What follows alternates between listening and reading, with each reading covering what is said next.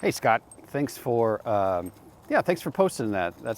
I think that's really helpful for us to remember and to talk about, right? To restate periodically for ourselves, to remind ourselves that happy life, or happy wife, happy life doesn't work.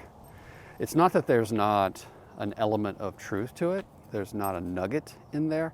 It's just that how we go about that um, and what value we assign to that makes the difference, right? Because even if let's say that we're seeing it wrong. We're looking at it like, oh, how do I make my wife happy? The way in which I'm going about making my wife happy, that's not right. I'm focusing entirely on her, and that's wrong. I should take care of myself, and I should make sure that I'm happy, and then therefore she'll be happy. Okay, that's one part of the equation, right? That's definitely a different way of looking at it, and a healthier way of looking at it, and it produces a different result. But then we also have to have that secondary understanding that our well-being is not based on her happiness. Um, that we're okay even when she's not happy. That we don't attach our sense of okayness to her mood. And so that there's two pieces to that puzzle, right? That interlock. That one, we need to take care of ourselves and show up healthy, and that will allow her to relax and allow our needs to be met and allow us to be happy and allow her to the best chance of her being happy. But it doesn't mean that she's going to be happy all the time. And even when she's not happy, it's okay, because our well-being, our safety and security, our okayness is not attached to her state, the way she's being.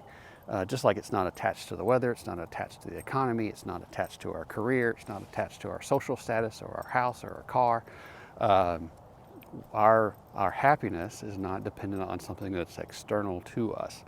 And so this happy wife, happy life thing is really very confusing. And there's this really good book called Made to Stick. You don't have to read it, but it is an interesting book. It's more of a business book, a storyteller book. How do you craft a good narrative, something that will withstand the test of time, that will be passed down from person to person. And in that book, he says, there's a couple authors. They say that a good story has a ring of truth to it, and it's easy to retell. It's the pieces and parts of it are easy to remember and easy to reproduce, easy to relay to somebody else, and then there's an element of it that we want to believe it, right?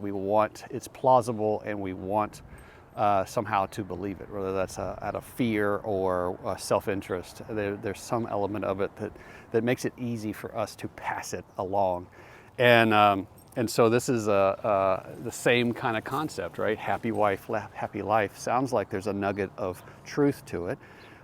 It's certainly something that would be self-serving. I mean, if that's true, then what a great maxim to live by. And then it's really easy to, it has nice alliteration, right? Happy wife, happy life. It's real easy to pass from person to person. And in Made to Stick, they mention things like having your kidney stolen, right? Waking up in a bathtub full of ice and having your kidney stolen. That story gets passed along because it's sensational, it's fearful, it sounds plausible. It's something that we don't necessarily want to believe, but we want to.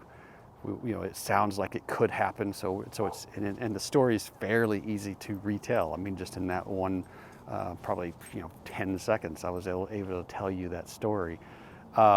So it's really interesting, this maxim, this happy wife, happy life, and I'm really glad that you brought it up, because we need to remind ourselves, we need to remind each other that it's not true, and that ultimately our happiness is not based on something that's outside of us anyway. All right, brother. Talk to you soon. Bye.